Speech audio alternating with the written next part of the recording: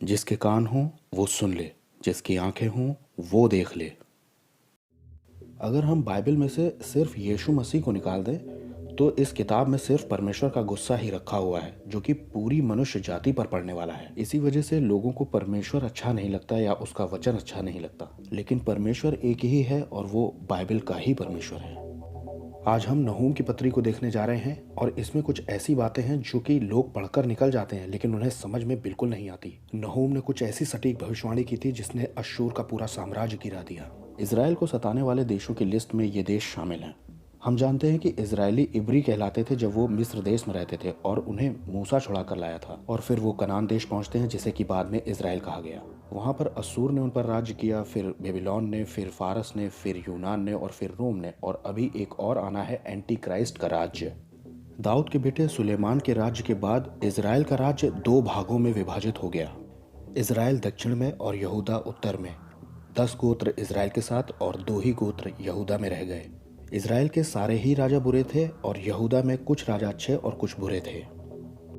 ऐसे ही समय पर विश्व शक्ति बन रहा था अश्शूर देश, जिसे इंग्लिश में असीरिया कहते हैं।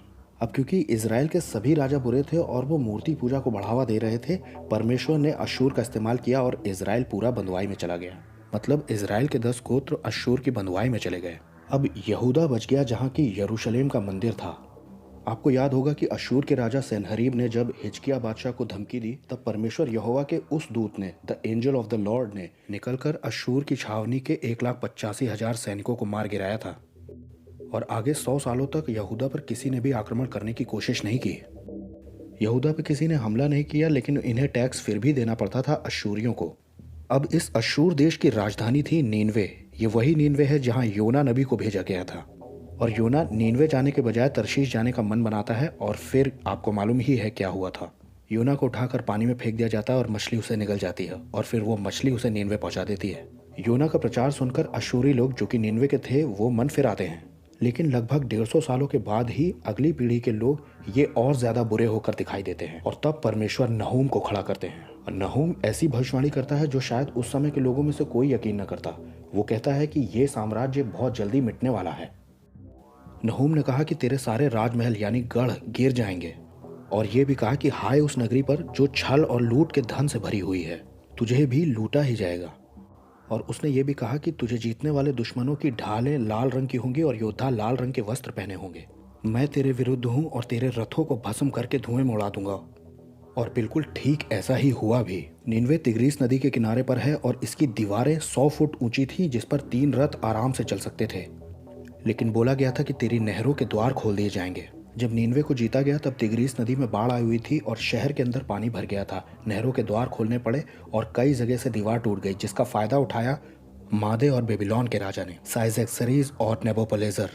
यहाँ ये भी भविष्यवाणी थी कि घिर जाने के दिनों के लिए पानी भर ले, गढ़ों को अधिक दृढ़ कर और कीचड़ में आकर गारा लताड़ और भट्टे को सजा। यहाँ भट्टे को सजाने से मतलब है कि ईंटें पकाना। वहाँ पर यह कोशिश की जा रही थी कि उन टूटी हुई दीवारों को फिर से बनाया जाए, जिसके लिए ईंटें पकाए जा रहे थे, लेकिन हमला हो गया। अशूर का राष्ट्रीय निशान शेर था और शेर का शिकार खेलना वहाँ का शौक था। एक राजा अशूरबानीपाल ने तो 120 शेर अकेले मारे थे। वहाँ के राजाओं को शेरों से अच्छा शेर माना जाता था। लेकिन नहूम ने भविष्यवाणी की कि वो शेर कहाँ गया जो शिकार खेलता था और अपने बच्चों के लिए गला घोट घोट कर ले आता था, सिंघनी के साथ आराम से घूमता था। एक भविष्यवाणी ये भी थी कि तेरे सारे सेनापति टिड्डियों के दलों के समान हो जाएंगे, जो कि सूरज निकलने पर दिखाई नहीं पड़ते। जब हमला हुआ तो सारी सेना इधर उधर हो गई और सारे मंदिर लूट लिए गए। अश्शूरियों के राजा को यह लगने लगा कि अरे मेरी सेना गई कहाँ। दरअसल अश्शूर के साम्राज्य में सिविल वॉर शुरू हो गया था। इसके बीच में कई लोग राजा बने, कई लोगों ने एक दूसरे को धोखे दिए। अशूरबानीपाल नाम के कई राजा थे। इनमें से एक था सरदाना पौलुस, जिसने अपने राजमहल में ही रखेलियों और खोजों के साथ मिलकर के आत्मदाह कर लिया था। नहूम की पत्री में 3 चैप्टर हैं, जिसमें पहला ये बताता है कि परमेश्वर कौन है, दूसरा परमेश्वर नीनवे का विनाश कैसे करेगा, और तीसरा परमेश्वर नीनवे का विनाश आखिर कर क्यों रहा है। अब हम आते हैं क्यों पर। नहूम की आखिरी आयत ये बताती है कि अश्शूर की दुष्टता का प्रभाव सब पर पड़ा है, और तीसरे की पहली आयत बताती है कि ये नगरी छल और झूठ और लूट के धन से भरी हुई है, और ये एक खूनी नगरी है। अश्शूर के लोग जिंदा लोगों की खाल उतार लेते थे। ये अपने दुश्मनों को भाले पर टांग कर मारते थे जिंदा। यहाँ राजा और रानी बगीचे में बैठे हैं और जिसे राजा जीत के लाया है उसका सिर पीछे टंगा हुआ है। राजा के सिपह सलार किस तरह से दूसरे देशों का माल लूट कर लाते थे, इस कलाकृति में ये दिखाया गया है। इसमें सिर काट काट कर टेंट में रखे जा रहे हैं। यहाँ राजा के पैरों के पास सिर पड़े हैं जिसका इनाम राजा दे रहा है इसको, और पीछे 2 लोग पेन लेके खड़े हैं। ये लिख रहे हैं कि कितने लोगों को मारा है। एक में सिर सजाने वाला है, एक में हाथ पैर तराशने वाला है। इन्होंने क्रूरता में पीएचडी की हुई थी ताकि हमसे कोई लड़ने की जुर्रत न कर सके। सत्ता का नशा और विश्व शक्ति बनने की होड़ में इन्होंने मानवता को बहुत पीछे छोड़ दिया था। परमेश्वर ने खास तौर पर इनके रथों के लिए कहा है कि मैं उन्हें भस्म कर दूंगा, क्योंकि ये अपने रथों के नीचे लोगों को कुचल देते थे। लोगों की जबानें खींच लेना, उनके हाथ पैर तोड़कर उन्हें ऐसे ही छोड़ देना, ये सब इनके काम थे। पहला अध्याय ये बताता है कि परमेश्वर कौन है। वो सिर्फ बादलों का, पेड़ पौधों का, पहाड़ों का, बिजलियों का परमेश्वर नहीं है। वो इंसानों के दुखों पर दृष्टि करने वाला परमेश्वर है। हाँ, वो विलंब से क्रोध करता है, लेकिन एक समय आता है जब उसके भी सब्र का बांध टूट जाता है और वो पाप को दंडित करने के लिए कुछ कदम उठाता है। योना और नहूम परमेश्वर को बहुत अच्छी तरह से जानते थे। उन्हें पता था कि परमेश्वर का स्वभाव आखिर है कैसा।